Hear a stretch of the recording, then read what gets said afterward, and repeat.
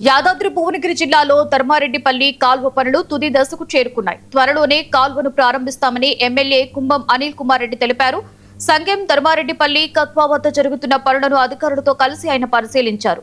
Pending పనులు కాంగ్రెస్ ప్రభుత్వ హయాంలోనే పూర్తయ్యాయని పేర్కొన్న ఎమ్మెల్యే సహకరించిన రైతులకు ధన్యవాదాలు తెలిపారు. సాగునీరు అందుబాటులోకి రానుండటంతో రైతులు హర్షం వ్యక్తం చేస్తున్నారు. ఇది మన ధర్మారెడ్డిపల్లి కాల్వ. ఈ కాల్వ మీద మరి ఈ క్రాప్ హాలిడే తీసుకొని కాల్వ కంప్లీషన్ దిశగా ముందుకు పోతా ఉన్నాం.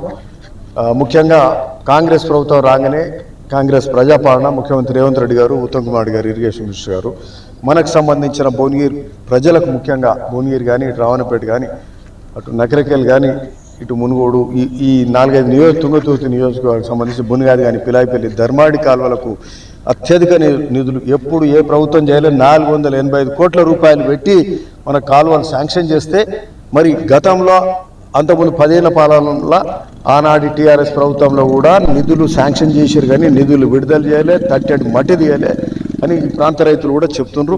ఈరోజు మనం